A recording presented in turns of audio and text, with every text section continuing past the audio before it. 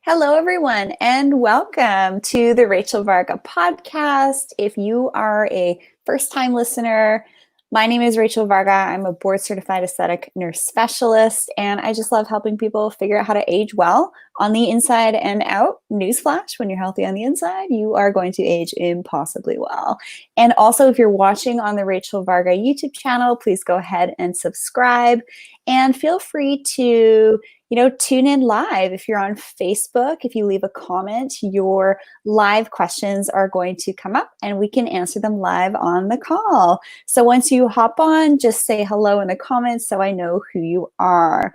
So we have a very special guest with us today. We have a really fun topic here to talk about. But first of all, welcome Dr. Kristy Washam, aka the Fed Up Pharmacist. Tell us a little bit about yourself. So my name is Dr. Kristy Washam. As she mentioned, I go by the Fed Up Pharmacist. By training, I am a clinical pharmacist specializing in cardiology. But through my own struggles with an autoimmune condition called Hashimoto's, which is a thyroid condition, I came to find functional medicine and really learn the value of lifestyle, food, stress reduction, and all the things like that in my healing journey. And so I actually put my autoimmune condition into remission by diet and exercise and lifestyle. And so I'm on this mission now just to share that with as many people as I possibly can, that the things that I didn't learn in pharmacy school, that I had to learn the hard way through my own struggles, that's my message. So I'm glad to be here today. Thank you so much. That's awesome. Thank you so much for joining us today. Okay, so if you saw in the headline of this episode, okay, here we go. Let's talk Maskne. This is a hot topic right now. Yes. And so why you basically were like, Rachel, I got to ask you about this. I do. So I reached out to Rachel. Rachel and I met through something called Mindshare, which is the coolest thing. And I reached out to her because, as I mentioned, I'm a clinical pharmacist. So I work in a hospital, and throughout this entire pandemic, I've been working and we've been wearing masks, which is something that I'm accustomed to, having been in healthcare for years. Yes, surgical masks, just like that, all day, every day. And 95 mask as well. 95 mask. And, there's some issues that are specific to those as well that we can talk about that are not acne related. But I reached out to Rachel because I was having, despite all my best efforts, I was having this breakout just in the areas where my mask was touching my skin. And I said, hey, Rachel, what do you recommend? And she said, let's do a podcast. So here we are. And I'm so excited to, I've found my kind of own solutions, but this is going to be a widespread issue outside of even just healthcare providers, as the general public, is wearing masks. And we may be wearing these, y'all. We don't know how long this is going to go on. So this is something we need to really get in front of and address. And who better than our expert, Rachel? So I'm glad to be here, and let's chat about some Maskne. Yeah. All right. So just to preface, I basically have been wearing surgical mask every single day in the clinic for nearly the last 10 years. With every treatment that I do, whether it's an injectable, a laser, or a chemical peel, I would wear these. Why? Because I personally hate people breathing on me. Like when I get a massage or anything like that, I do not like people breathing on me. It's just one of my things. Right. And because I'm always in such close contact as an aesthetic nurse doing rejuvenation treatments, I don't want to breathe on my people. I don't want people to, smell my lunch or what I just had a sip of, right? Yeah, my coffee. And I mean, let's have a little bit of fun with this, right? So it's a very serious topic, Maskne. It is. But, So how I've been able to get around Maskne is to make sure that I'm using a fresh mask every single day.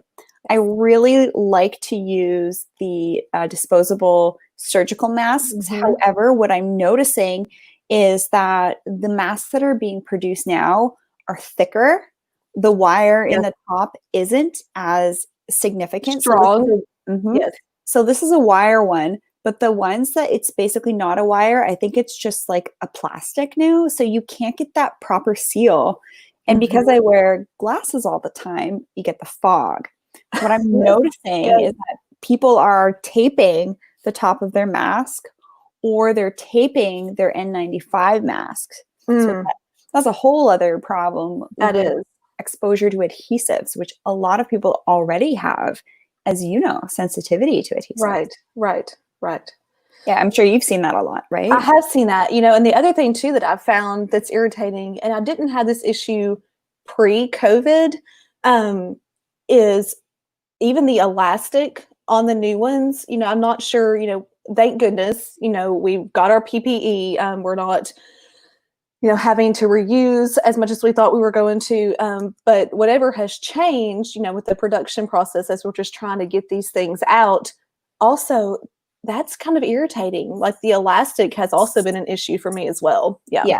Yeah, I started to have a little bit of skin breakdown as well, a couple of weeks ago as well. So just watch out for that skin breakdown. If you're starting to notice it, just keep the skin really clean, keep it well hydrated, because clean and protected skin is going to be less likely to break down. I don't recommend that people use adhesives or tapes to secure the top part or the bottom or the sides. That's going to be a whole other gamut of problems, exposure to the adhesives that isn't necessarily meant to be on the skin for long periods of time.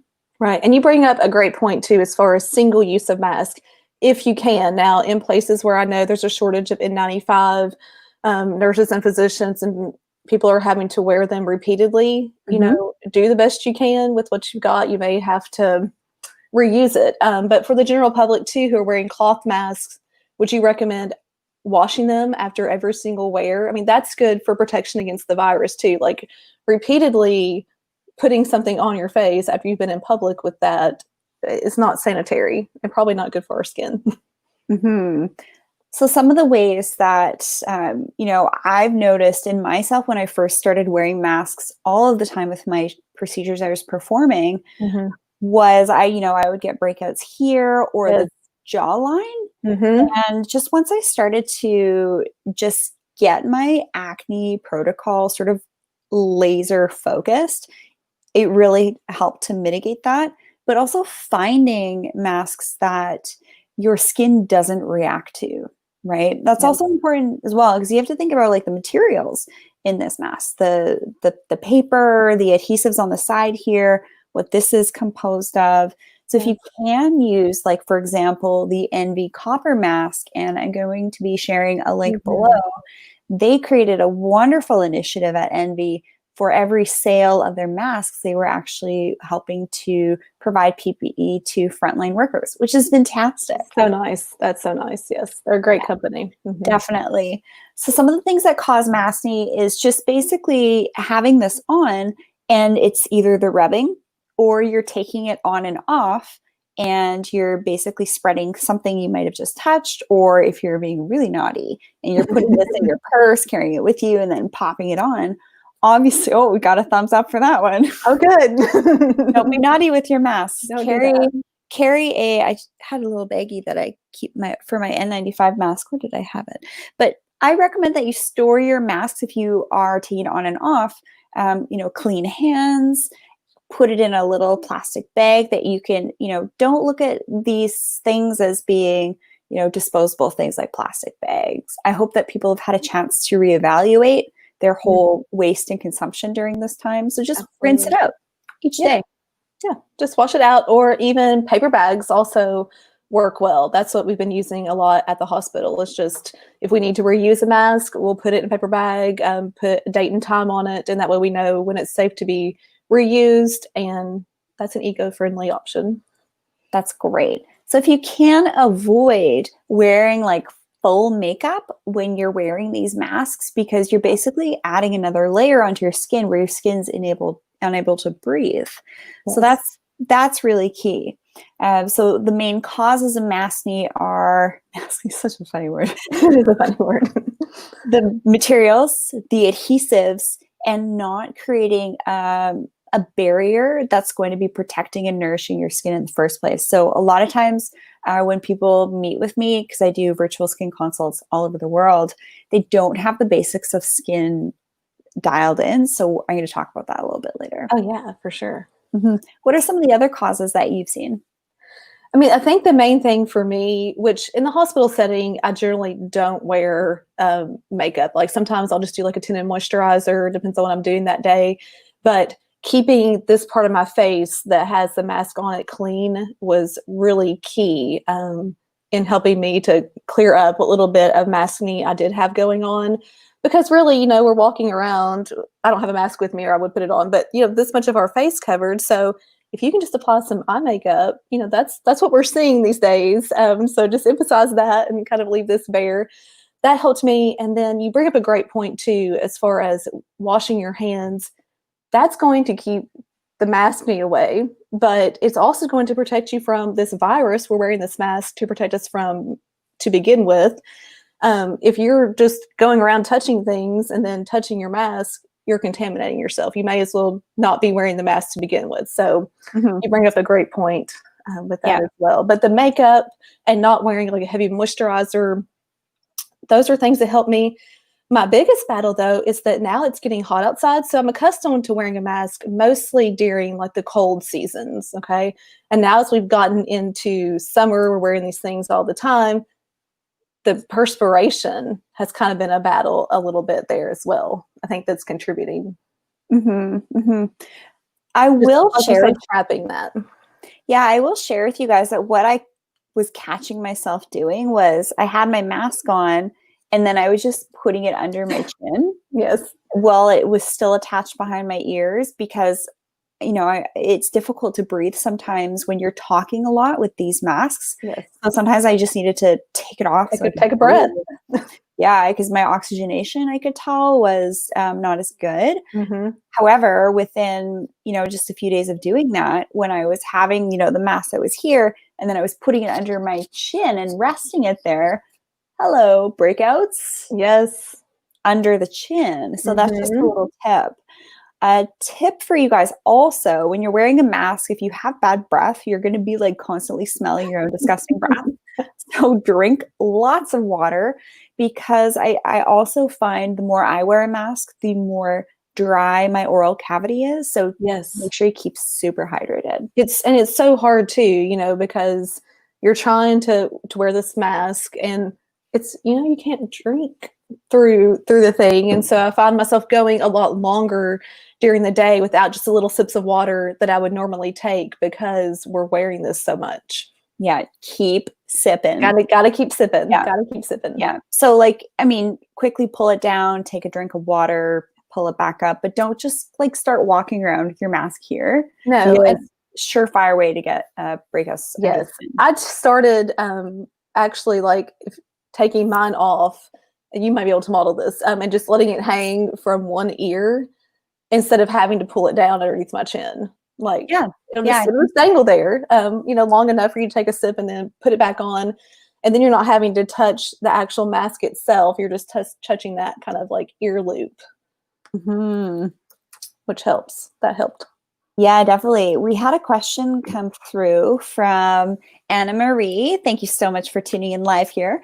What did you mention about copper? So if you check out the show notes, once this live stream is over, I'm going to share a link with you to get your hands on the copper masks that I personally love as just a great community disposable. So use non-disposable when you can, but in a clinical setting, I know a lot of us, we do need to have that, right? That fresh PPE. It's a great question. Okay, so what do we recommend to prevent maskne? What are some of your tips? So my tips are try to keep your face clean. I mean, makeup, do your eye makeup. Try not to wear heavy makeup on your face. Light skincare products, which Rachel is kind of my go-to. She is the know-it-all when it comes to that. So just some good, clean, non-comedogenic skincare products. And staying hydrated, which is a struggle, like we said, with wearing your mask, but it's important. Yeah, definitely. And I'm just going to go over with you guys to basically review my basic skincare routine, because I feel like when I meet with people, they're either only washing their face once, they're not using a good moisturizer that's non-comedogenic, they're not using a proper mineral-based sunscreen, they're not exfoliating properly, or they're using exfoliants that are too abrasive. And I'm going to share my little nuggets of wisdom here. And just keep in mind that I'm not going to be making specific product recommendations because it really does need to be different for everybody. So that's why you don't really hear me say, oh, I love this eye cream for all skin types, right? Like, here you go. It's so different for everybody. Seriously, you and I, we talk with some of the biggest icons in the space of health, wellness, and anti-aging. Yes. And the more I'm learning through conversations with people like Dave Asprey, JJ Virgin, Dr. Anthony Yoon, Dr. Trevor Cates, is that where skin and rejuvenation and regenerative medicine is going is into a more customized approach. So you don't just want to be, listening to what the latest influencer is talking about. It's like, you gotta figure out what's right for you. Okay, so basic skincare routine: cleanse the skin morning and night, moisturize the skin morning and night, mineral-based sunscreen every single day, even if you're just going into the office.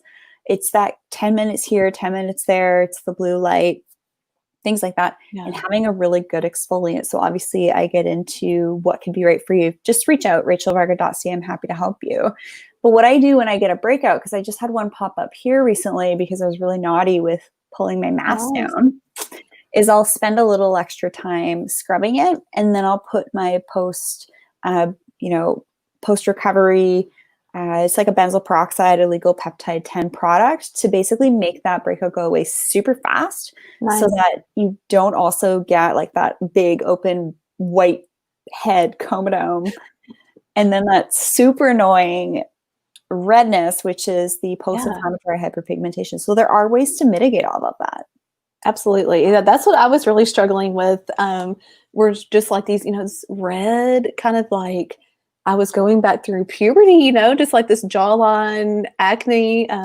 So those are great tips, Rachel. Thank you for sharing those with us. Yeah, my pleasure. We just had another lovely comment come in. By the way, great podcast with Dave on Bulletproof a while back. I'm thrilled you loved it. If you haven't listened to it, I recommend you do, because I get into the details. Like, he drilled me. He's like, what do you think about this? What do you think about that? And it's such a good one. It's episode 668. Check it out. So basic skincare routine, I do have a cheat sheet available for this, which is like super easy, 5-step. Just get on my newsletter, rachelvarga.ca. You'll get it in your inbox.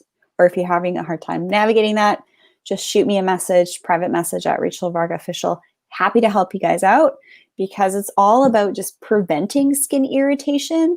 And so that also when you do get some breakouts, you're able to mitigate that redness and irritation really quickly so that you don't have that annoying redness, right? Yeah. I mean, just like, in healthcare, prevention is where it's at. We'd rather prevent than treat.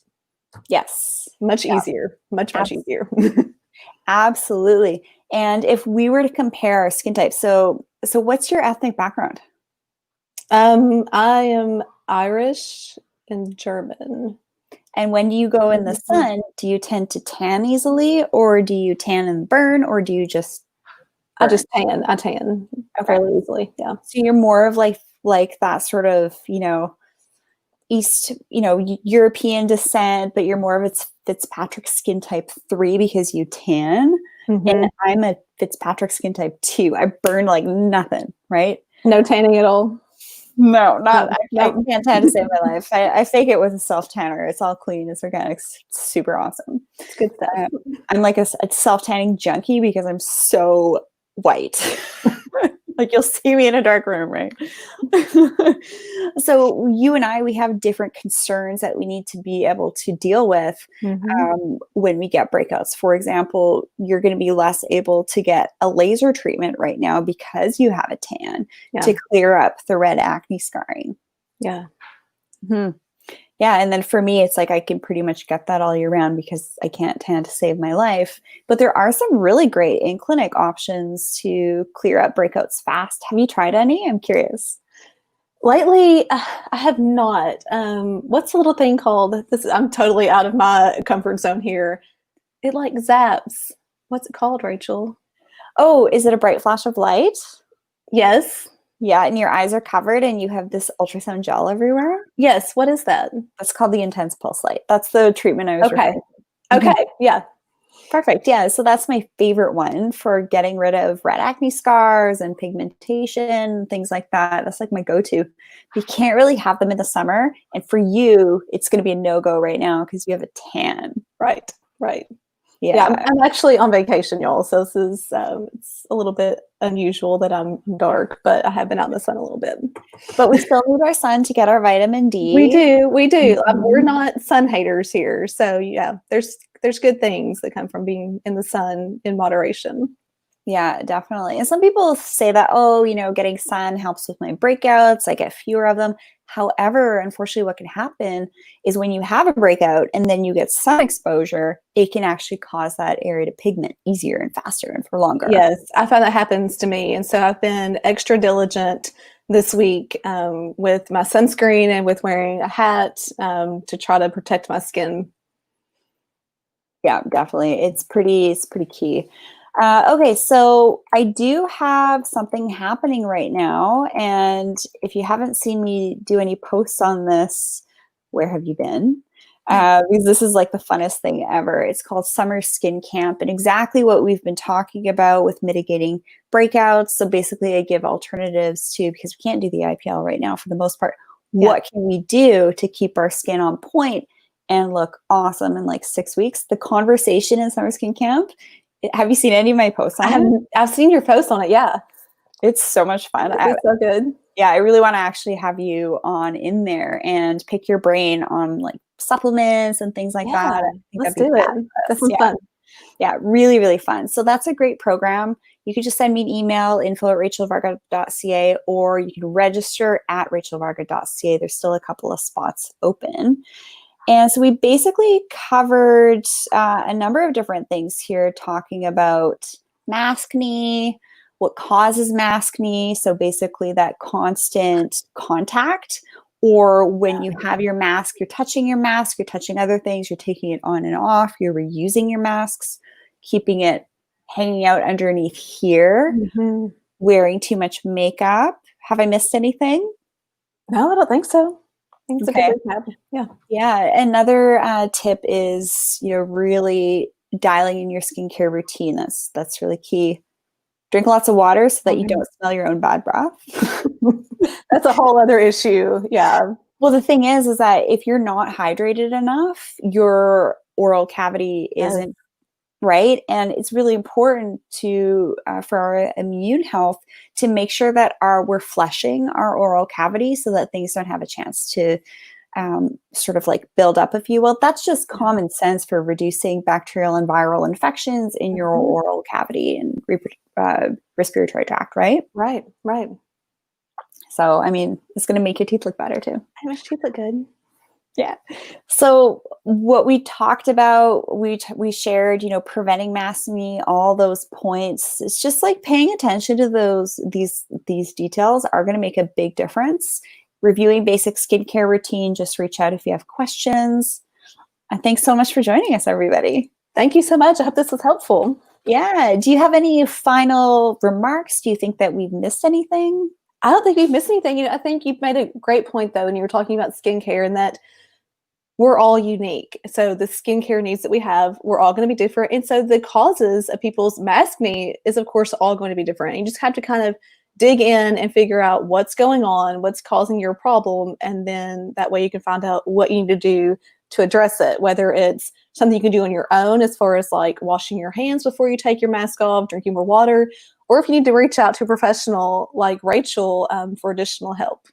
Yep. I'm happy to help you guys out. She would be great. Thank you. Yeah, I help people internationally, and I've been doing this for a long time. So where can people find you? So people can reach me most active on Instagram at the Fed Up Pharmacist, also on Facebook at the Fed Up Pharmacist as well, and then thefedupharmacist.com.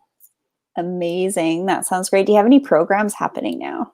I don't currently. So, I worked through all of COVID. Unlike, I think, the majority of people who had a couple months off, we were just nonstop at the hospital. So no programs currently, but stay tuned. I'm sure I'll have something geared up towards this fall.